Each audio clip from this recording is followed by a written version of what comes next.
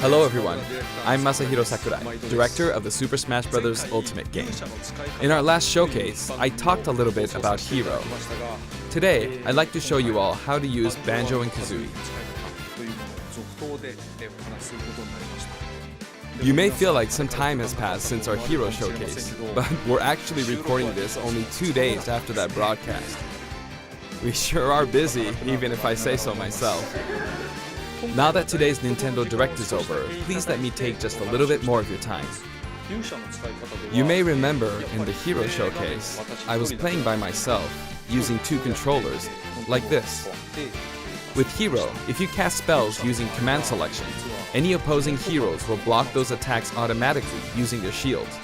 So in the background, I was actually using the second controller to make the hero look away or do moves so my attacks would connect.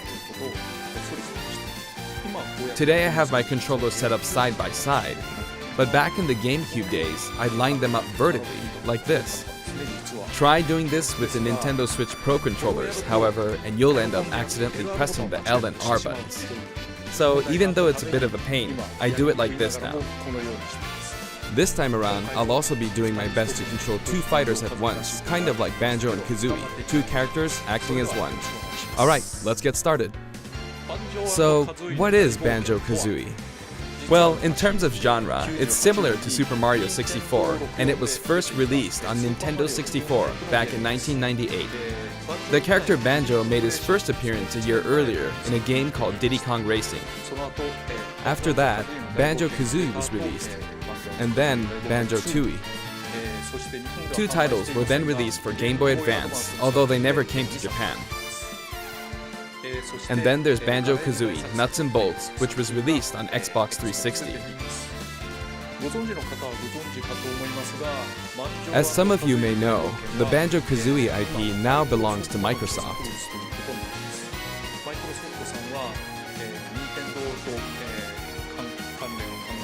Technically, they're a rival platform holder.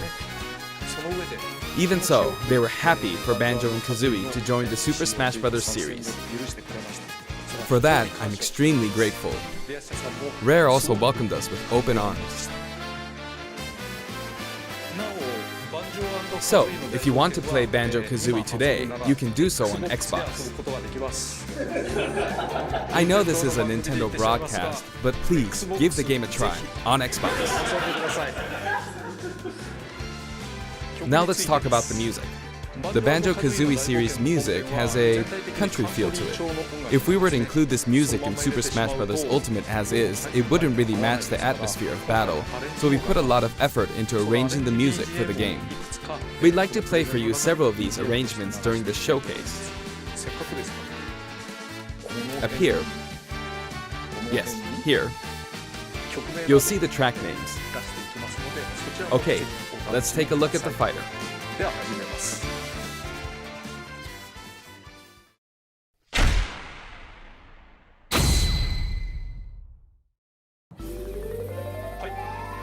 So this is Banjo and Kazooie in Super Smash Bros. Ultimate.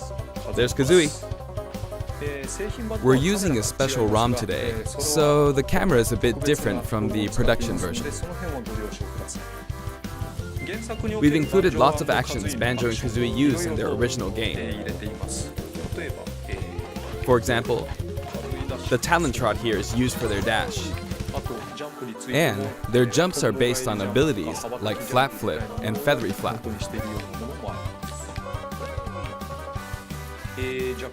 Their neutral attack is called Claw Swipe. This ability looks similar to this in the original game, but we've built upon the original motion so it better fits the action of our game. Their flurry attack is a rat-a-tat-rap. Their dash attack is a forward roll, which is something Donkey Kong uses as well. This move is a pretty useful one. Their down tilt is Beak Barge. Their up smash is Bill Drill. It looks a bit different from their original games, but the animation reflects the fact that it's a consecutive attack. In Japanese, their side smash is called Harisen Kazooie. Harisen is a word that only exists in Japanese, so I was curious what this move would be called in the West. In English, it's called Regal Bash. I think Regal is the type of bird Kazooie is, So this basically means bird bash, which is pretty accurate. Their neutral air is wing whack. Their back air is an air rat-a-tat-rat, which hits 3 times. Their down air is beak buster, which they use to downstab as they drop.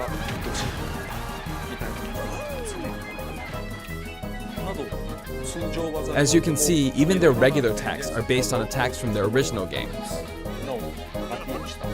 The down and up taunts were something that existed in the Banjo Kazooie series too. The up taunt is based on an animation from Banjo Kazooie Nuts and Bolts, where Banjo sometimes stretches. Now I'd like to go over their special moves. First, their neutral special is egg firing. It's pretty much their go-to move. The eggs bounce, and by holding down the button when launching the eggs, you'll do the attack you see here, Breagle Blaster.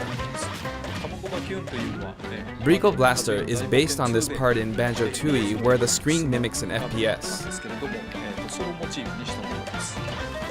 You can hold the button for auto fire, but as you do, the power of the eggs will gradually decrease, so you'll need to be careful. You can cancel it by crouching or pressing the shield button. Next, their side special is Wonder Wing. As in their original game, it's an invincible charging attack.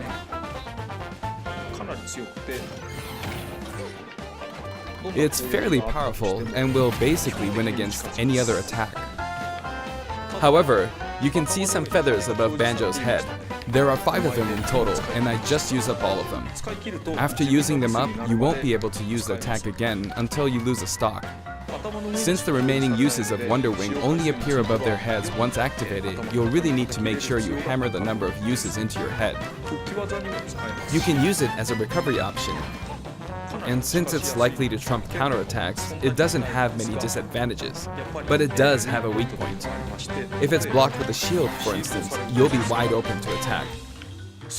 In addition, you can be grabbed during this move. At any rate, keep track of how many Wonder Wing uses you have left. And when fighting against Banjo and Kazooie, make sure to take action against this attack and remember to keep an eye on it. It's important to keep this in mind. Next is their up special, Shock Spring Jump. This move utilizes the Shock Spring pad from their original game. There are a few things to note. First, you can hit your opponents with the Shock Spring pad. It can be used to recover, and it's throwable too. Also, it's pretty different from other up specials that carry the fighter upward in that you're still able to jump in mid-air after using it, meaning you can jump twice in a row. So if you're falling, you can use it like this, jump and then dodge, increasing your ability to recover.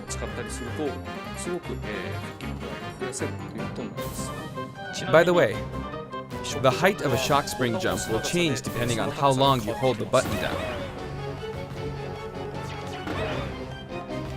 Note the slight difference in height.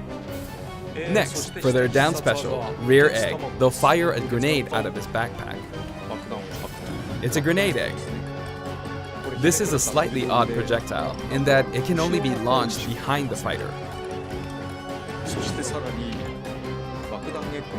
And because the grenade egg is football-shaped, its bouncy trajectory can be unpredictable.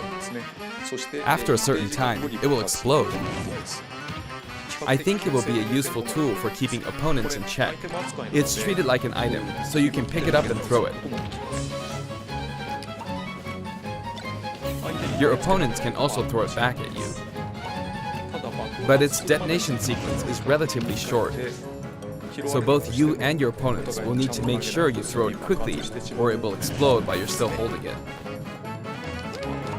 I guess there are a lot of different ways to use this ability.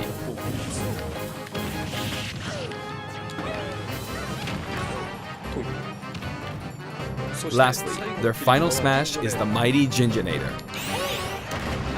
The Mighty Ginginator is what delivered the final blow to Gruntilda in their original game. This move will send your opponents flying.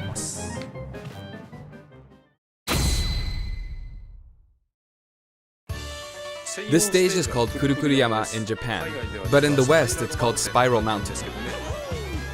As you can see, it's a mountain where the bottom portion is a spiral shape. A rotation icon will appear, and the stage will spin. This is quite unusual, even for the Super Smash Bros. Series. It's truly unique. Anything on the stage, items or otherwise, will also move.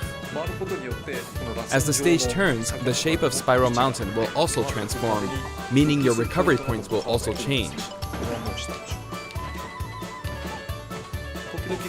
Platforms like this will appear from time to time. A bridge will also appear when Gruntilda's lair is visible. Now that we've covered both the fighter and the stage, let's go ahead and jump into some actual battles.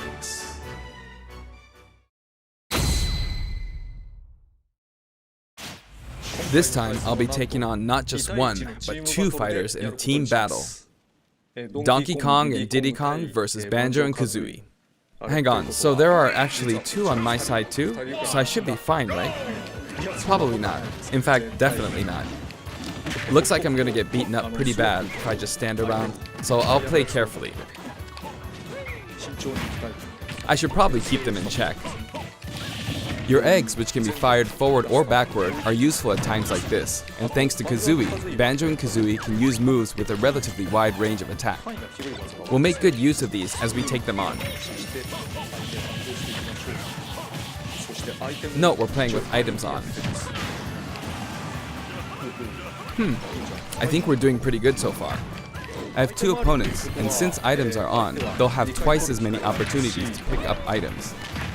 And since the final smash meter is on, the opponent can use it twice. I'm at quite a disadvantage, but I'm going to try my hardest. I can use Wonder Wing 2 more times.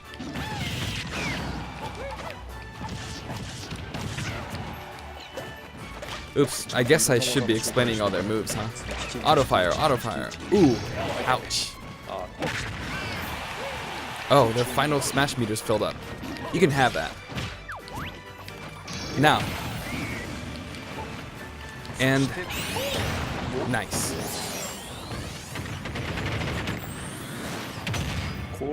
Now that there's one less opponent, this should be easier.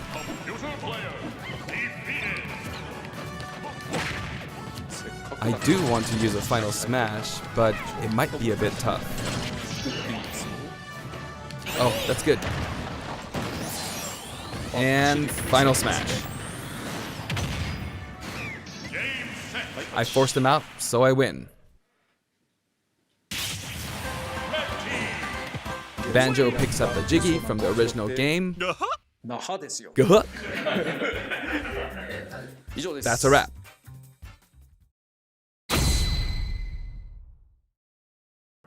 I'd also like to talk about some of the cameos that liven up the stage.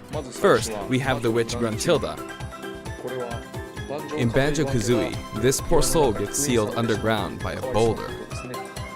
Anyway, she's very cruel, and you can hear all about her from her sister, Gruntilda. This is Bottles, a mole, and another poor soul. His fate is sealed in the beginning of Banjo Tooie. He's a friend of Banjo and Kazooie. Next is Mumbo Jumbo. This poor soul had all of his Mumbo tokens stolen by Gruntilda. He helps you out in many ways throughout the game. And we have Tootie. Can you spot her? She's running at the bottom. She's tiny and can barely even make her out. But by zooming in, you can see all the detail, even at her size. You could probably make an action game just using this. She's raising havoc on the vegetable patch for some reason. And after that, she strikes an enigmatic taunt. Now she's heading back home. She looks all calm when you look at her this way, but this soul is actually the saddest of all the souls. You'd understand how miserable she really is if you saw the game over scene in Banjo Kazooie. Oh, maybe she's not going home? And here come the Jinjos. We saw some of these a short while ago when the mighty Jinjonator appeared. They come in many different colors and were hidden throughout the world by Gruntilda in the original game. So you could say they're also sad souls. And now we see something floating around in the background. These are our basic enemy characters called Buzz Bombs, but since they can float around, they're lucky enough to have made the cut in Super Smash Bros. Ultimate. This is what they look like close up. It's basically a dragonfly, right? We put a lot of thought into the guest characters as well, and we put a lot of effort into these hard-to-see areas, so I hope you enjoy it.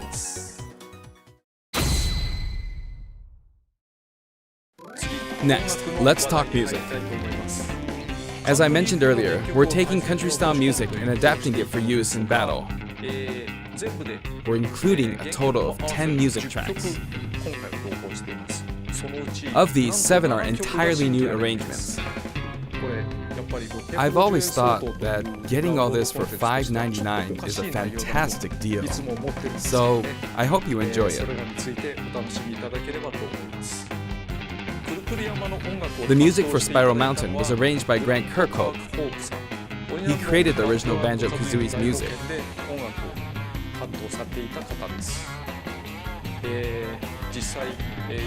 I've worked with many musicians over the years, but this is the first time I've worked with a musician outside of Japan. I was a bit worried about whether my directions would be understood, but he did an absolutely wonderful job. And here's the list of tracks this time. Each of the new tracks has been carefully tailored to match the action taking place on screen.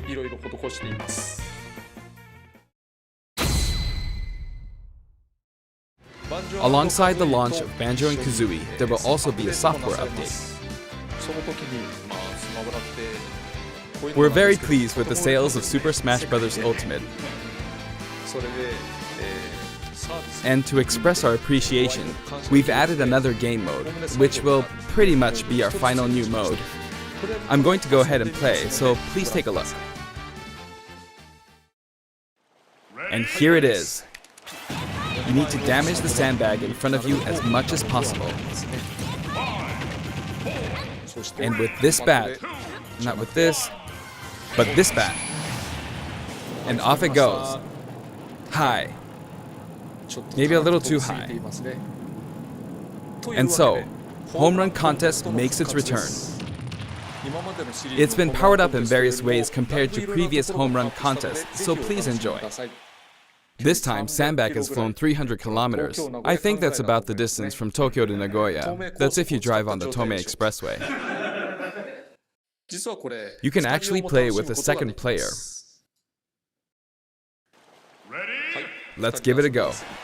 Attack, attack, keep attacking using both players.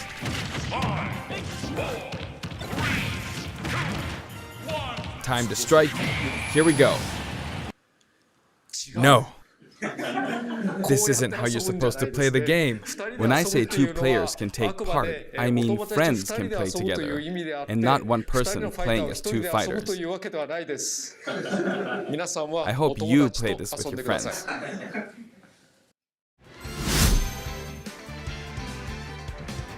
In shared content, many people have uploaded their customized Mii fighters. Up until now, it may have been a little difficult to use since you were not able to customize their special moves. But moving forward, you will be able to freely customize their special moves. If you find a Mii fighter that you like the look of, you can freely download them and set the special moves however you want and play as them. However, this will not be applied to Mii fighters created before this software update, and only applies to Mii fighters created after the update, so I hope you re-upload your Mii fighters. Please enjoy many different varieties of Mii fighters. We will add in some Mii fighter costumes as well. Please take a look.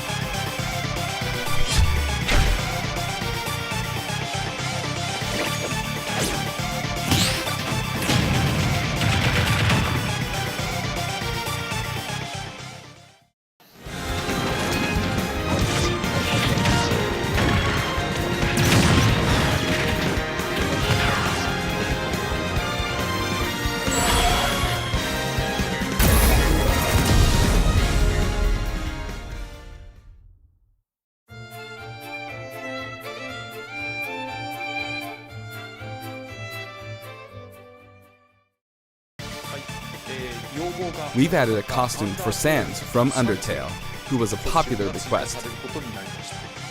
And this Sans outfit also comes with a music track. This will be listed in the other category, so you can check it out there. The arrangement was made by none other than the creator of Undertale himself, Toby Fox. Toby has actually visited my house, and we played Super Smash Bros. Ultimate together. He was actually really good. Of all the guests, he was probably the strongest.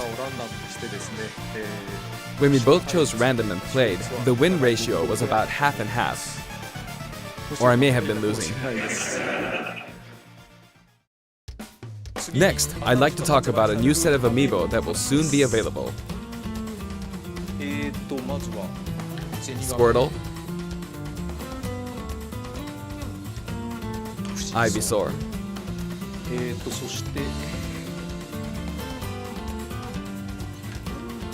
and Snake. I wonder why he was hiding.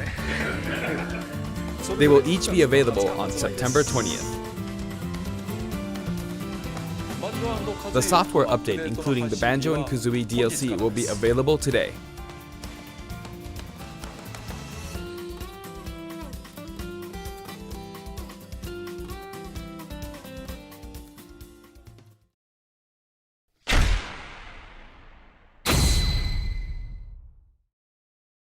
As mentioned in Nintendo Direct, Terry Bogard will be joining Super Smash Bros. Ultimate.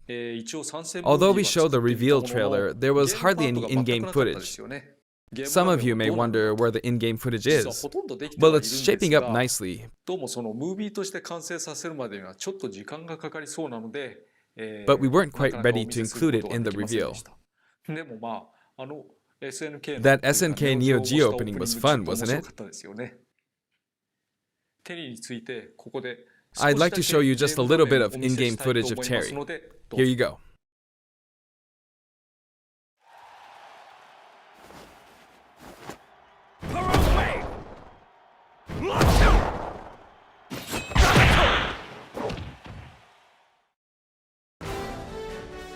Finally, it was announced that we will be working on even more DLC fighters. To me, it feels like the finish line is sliding farther away. You may wonder, how much longer can he be involved with Super Smash Bros. Ultimate? But I'm also excited. Adding more characters into the game means that more game worlds will be added to the series. And ultimately, that means that there will be an even greater opportunity to delight the fans. At the same time, I feel that Super Smash Bros. Ultimate is now representing so many characters and game worlds that it's become an enormous game. Even if the Super Smash Bros. Series continues moving forward, I doubt there will ever be an opportunity to bring this many characters together again. And so I want to keep improving on this record as much as possible. And I will continue to work hard at developing the game. I appreciate your support. That's it for today. Thank you very much.